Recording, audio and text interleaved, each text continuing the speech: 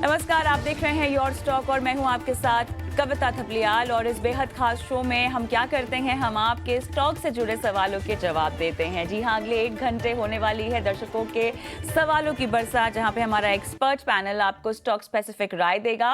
और आप भी इस शो में शामिल हो सकते हैं। कैसे? अपने सवाल भेजकर। अपने सवाल आप कहाँ भेजेंगे? तो आप अपने सवाल हमें व्हाट्सएप कर सकते हैं। और इसके साथ साथ सोशल मीडिया के तमाम प्लेटफॉर्म्स पर हम अवेलेबल हैं। हम लाइव भी हैं, चाहे फेसबुक हो, एक्स हो या हो यूट्यूब, जहां पर आप हमें लाइव भी देख रहे हैं इस वक्त। और कमेंट बॉक्स पे अपने सवाल डालिए।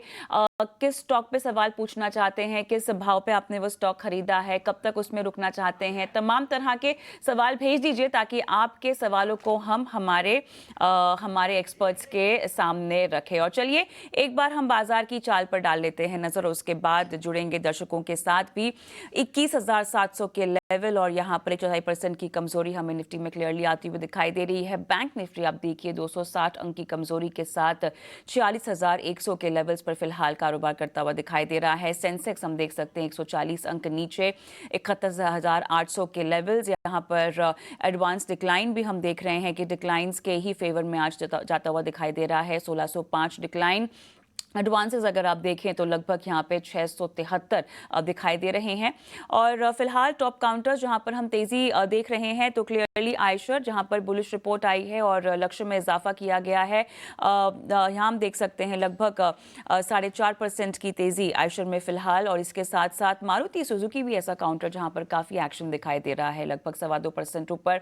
और कमजोरी देखिए टाटा स्टील, हिंडाल्को, टाटा मोटर्स में दिखाई दे रही है, लगभग 3 से लेकर 2.5% तक की कमजोरी इन तीनों ही काउंटर्स में आज दिखाई दे रही है।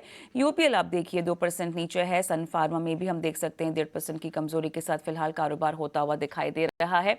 इस बीच अब चलिए यहाँ पर गौरांग शाह हमारे आज के मेहमान भी जुड़ गए हैं और इनसे थोड़ा सा हम बाजार की चाल पर विस्तार से बात कर लेते हैं।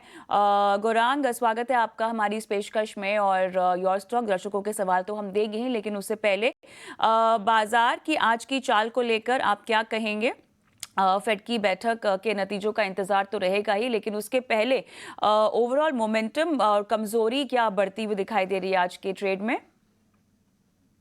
धन्यवाद कविता, आपका इस मंच पर आमंत्रित करने के लिए और आप सभी को शुभ प्रभात हमारे तरफ से। तो ये उठापटक बाजार में आने वाली थी और बाजार के ऊपर ना नजरिया हमने पिछले हफ्ते भी हम आप ही के चैनल के साथ जुड़े थे और बाजार को लेकर के हमने बताया था कि जो माहौल है उसको ध्यान में रखते हुए उठापटक जो है बाजार में गतिविधि बहुत तीव्र हो सकती है और ये कुछ समय तक चल सकती है। 21,800 का जो स्तर आज टूटा है, कल भी टूटा था लेकिन बंद उसके ऊपर दिया, लेकिन आज निर्णायक तरीके से 21,800 के नीचे कामकाज कर रहे हैं। मैं निफ्टी स्पॉट की बात कर रहा हूँ। हो सकता है बिकवाली थोड़ी बहुत और हावी हो सकती है। यूएस फेड की तरफ से घोषणा आने वाली है, उस पर भी ध्यान रहेगा। कल जिस तरीके से बैंक ऑफ जापान, जो कि केंद्रीय बैंक है जापान की, ब्याज दरों में नेगेटिव इंटरेस्ट रेट से जो 17 साल के बाद बदलाव किया गया, उसका थोड़ा बहुत असर। और mid cap, small cap, micro cap में जो रेगुलेटर्स के तरफ से बातें आई हैं सामने और म्यूचुअल फंड्स के स्ट्रेस टेस्ट आए सामने, उसको लेकर के भी शायद थोड़ी बहुत गतिविधि बाजार में देख सकते हैं। कच्चे तेल के दाम उबल रहे हैं कविता, ये भी थोड़ा बहुत चिंताजनक है। तो शायद आज हमने देखा सुबह में थोड़ी बहुत हरे निशान के साथ काम काज कर रहे थे, लेकिन बिकवाली हावी होने के कारण आज फिर से थोड़ी बहुत नीचे की तरफ के दायरे देख रहे हैं। तो संभवतः ये है कि शायद बिकवाली हावी हो सकती है। और अगले हफ्ते भी अगर आप देखने जाए कविता, तो छोटा हफ्ता है, मेरे ख्याल से 2 हाँ, छुट्टियां हैं अगले हफ्ते, बिल्कुल। उसको लेकर के भी शायद थोड़ी बहुत बाजार में दबाव रह सकता है। बिल्कुल। देखना होगा कि आज की क्लोजिंग बाजार कहाँ करता है। और उस बीच बहुत ज़रूरी है कि अगर आप कोई स्टॉक पिकिंग करते हैं तो बहुत सावधानी से आपको करना होगा। एमके ग्लोबल के कपिल शाह भी हमारे साथ जुड़ गए हैं। कपिल, स्वागत है आपका। आपके पास भी सवाल लेकर आएंगे बाजार से जुड़े हुए, लेकिन उस बीच हमारे साथ एक दर्शक हैं जो फोन लाइन पर जुड़ गए हैं झारखंड से, अर्चित। अर्चित, हाय, गुड मॉर्निंग। धन्यवाद अपना सवाल गुड हमें मॉर्निंग। भेजने के लिए। बताइए किस स्टॉक पर सवाल पूछ रहे हैं, क्या नजरिया है? एनबीसीसी तो मैम एनबीसीसी, ओके। आपने इसकी बाइंग प्राइस क्या रखी है अपने लिए? 137 है। 137 है, हाँ, ओके। लिए हुए हैं और 169 शेयर है मेरे पास। ओके। और अर्चित, कितने समय के लिए आपने खरीदा है ये? यस मैम, कोई नजरिया बता दीजिए, 6 मंथ या 1 ईयर ऐसा कुछ। चलिए, 48 रुपये। 6 महीने से लेके 1 साल तक का नजरिया। ठीक है कपिल, आपके पास आऊंगी मैं। एनबीसीसी में इनकी बाइंग प्राइस है 137, तो घाटा है फिलहाल, लेकिन और समय अगर देना चाहें ये आप रेकमेंड करते हैं तो कितना समय होगा? जी, बेसिकली एनबीसीसी का एक ऊपर की दौर हमें काफी अच्छा देखने मिला था, लेकिन 173 के हाई बना के प्राइसेस ने वन वे एक डिक्लाइनिंग मोमेंटम देखने मिली हुई है। तो जो भी कुछ इसमें फ्लॉप आया था, जो भी कुछ इसमें स्ट्रॉन्ग अपसाइड मोमेंटम आई थी, कहाँ ना कहाँ पे हमने एक बाइंग क्लाइमेक्स इसमें देखा हुआ है और उसका रिट्रेसमेंट हुआ है। जिस हिसाब से स्टॉक प्राइस ने ऊपर मूव किया है तो उसका पार्शियली वाइप आउट हो गया है, लेकिन अभी भी टेक्निकल स्ट्रक्चर इसका कोई स्ट्रॉन्ग नहीं बना हुआ है, 107 के लेवल पे है। तो मुझे लगता है कि टेक्निकली कुछ ऊपर में बाउंस आते हैं तो उनके भाव तो थोड़े दूर के हैं, लेकिन 120-22 के लेवल के यहाँ पे एग्जिट कर लेना चाहिए on the bounce on the high side. और अगर वो थोड़ा सा समय देते हैं और इसको होल्ड करना चाहते हैं, जिनका मीन्स उनका 6 से 1 साल का नजरिया है, तो टेक्निकली उसका स्ट्रॉन्ग सपोर्ट लेवल कुछ 91 के लेवल पे यहाँ पे आता है। तो उनको अपना थोड़ा सा रिस्क असेसमेंट करना चाहिए होगा कि इतना लेवल वो नीचे में ले पाएंगे कि क्या है। अदरवाइज इस स्टॉक को होल्ड कर सकते हैं। ऑन राइज 122 के अराउंड सेल है और नीचे में 91 लेवल के यहाँ पे एवरेज आउट करना चाहते हैं तो कर सकते हैं। ठीक है, तो एनबीसीसी में आपको बेहतर रणनीति की सलाह मिलती हुई और इन सब के बीच में आपको 132 का लेवल जो है वो सेल ऑन राइज की रणनीति अपनानी होगी। चलिए अगले कॉलर को जोड़ते हैं। हमारे साथ मध्य प्रदेश भोपाल से रमेश कुमार जी जुड़ चुके हैं। रमेश जी नमस्कार, गुड मॉर्निंग, पूछिए क्या जानना चाहते हैं? आपको जी रमेश जी को नमस्कार। जी जी जब भी कोई परेशानी आती है तो मैं आपके चैनल पे आता हूँ जी, बहुत बहुत धन्यवाद। जानकारी मिलती है हमको। जी जी, मेरा सवाल एथॉस लिमिटेड पे है सर। जी मैंने 1.5 साल पहले इसको लिया था 950 रुपए में। अरे वाह, इस थीम के साथ में कि ये प्रीमियम वॉचेस और लग्जरी वॉचेस और जो अपना जी जी इंडिया की जीडीपी बढ़ रही है उसमें आदमी को डिस्पोजेबल इनकम बढ़ेगी। इस पे मैंने एक थीम पढ़ा था, एक आर्टिकल पढ़ा था और आपके यहाँ एक पब्लिश हुई थी आपके इसमें, तो उसमें जी। थीम को लेकर मैं लिया था सर। तो उससे काफी अच्छा हो गया सर, काफी 1.5 गुना 2.5 गुना बिल्कुल। पैसा हो गया है। लेकिन सर मेरा क्वेश्चन ये है कि सर मैं इस थीम को और आगे प्ले करना चाहता हूँ और मैं कुछ ऐड करना चाहता हूँ। तो मैं आपके एक्सपर्ट से गौरांग शाह जी या जो भी सर आपने हैं वो आप लोग सर मेरे को इस पे थोड़ा राय दिलाएं। मैं आगे और इन्वेस्ट करना चाहता हूँ, इसमें कर सकता हूँ या वेट करूँ इसमें इस लेवल पे मैं।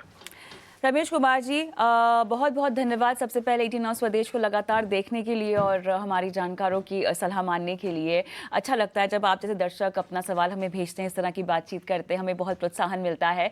और गौरांग मैं आपके पास आऊँगी, क्या कहिएगा रमेश जी को? सबसे पहले तो रमेश कुमार जी को नमस्कार और सादर प्रणाम हमारे तरफ से। और अक्सर प्रयास यही रहता है कविता के 18 नाउ स्वदेश जैसे चैनल से जुड़ने के बाद लोगों का मार्गदर्शन करें हम शेयर बाजार में और लंबी अवधि के सुलझे हुए निवेशक बनाएं, न कि उलझे हुए कारोबारी।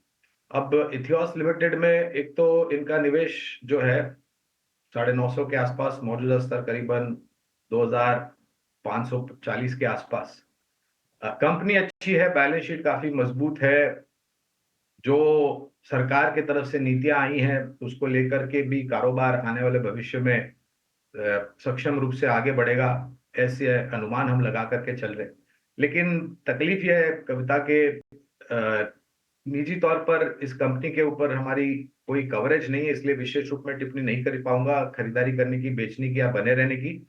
लेकिन इतना बिल्कुल बता सकता हूं रमेश कुमार जी को कि कंपनी मजबूत है, कारोबार को लेकर के और भी अवसर बहुत सारे आएंगे जिससे नतीजों में बहुत बेहतर सुधार हो सकता है। मैं एक बार यही स्टॉक पर कपिल के पास भी जाती हूँ। कपिल, रमेश जी को आप कुछ लेवल्स के लिहाज से गाइडेंस दे पाएंगे क्या? जी, इधर का टेक्निकल स्ट्रक्चर तो काफी खूबी है, काफी अच्छा है और अभी थोड़ा सा ऊपर के लेवल से थोड़ा सा पुल अप हुआ है, जो कि लाजमी बनता है इतने अच्छे मूव के बाद में। लेकिन टेक्निकल स्ट्रक्चर अभी भी इंटैक्ट है। अगर उनको एक्यूमुलेट करना होता है तो मेरी नजर में इसके 2 सपोर्ट लेवल आते हैं।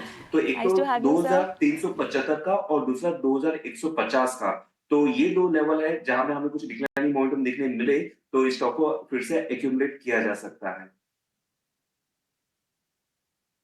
तो इथॉस को लेकर रमेश कुमार जी आपके लिए ये सलाह है। झटपट हमारे एक यूट्यूब के दर्शक है जिनका मैं एक सवाल लेना चाहती हूँ, डॉक्टर पलाश अग्रवाल का। और कपिल, इनकी खरीद उज्जीवन में है और 53.15 इनकी बाइंग प्राइस है। 1 साल का नजरिया है बता रहे हैं। और कौन सा स्टॉक बताया आपने? Ujjivan small finance. जी, उज्जीवन फाइनेंस बेसिकली स्टॉक का ट्रेंड काफी अच्छा रहा हुआ था, लेकिन पिछले 6-7 महीनों से एक डिस्ट्रीब्यूशन पैच बना हुआ है और इस महीने में हमने ऑलरेडी 15% का एक डिक्लाइनिंग मोमेंटम देखने मिला हुआ है, जिसकी वजह से उसका टेक्निकल स्ट्रक्चर थोड़ा सा डेटोरिएट तो हुआ है और शॉर्ट टर्म टाइम फ्रेम में भी स्टॉक प्राइस अपने जो लॉन्ग टर्म मूविंग एवरेज से उसके नीचे भी आ गया है और सपोर्ट लेवल के नीचे सस्टेन कर रहा है, जो कि एक नेगेटिव डेवलपमेंट क्रिएट कर रहा है। तो मेरे हिसाब से इस स्टॉक में एग्जिट कर लेना चाहिए। थोड़ा सा पेनफुल कॉल होगा, लेकिन 44.9 के नीचे 44.9 के लेवल के है, तो वो 47 के सपोर्ट लेवल के नीचे ट्रेड कर रहा है और इसका नेक्स्ट बेस्ट सपोर्ट में देख रहा हूँ तो वो काफी नीचे में आ रहा है, 39-38 के लेवल के अराउंड आ रहा है। तो स्टॉक का स्ट्रक्चर नेगेटिव होने के बेसिस पे आई कैन से कि इसमें से एग्जिट कर लेना ठीक रहेगा। करने की सलाह यहाँ पर आपको दी जा रही है। इस बीच गौरांग और कपिल, आपसे दरख्वास्त होगी कि आप थोड़ा सा रुके हमारे साथ, क्योंकि वक्त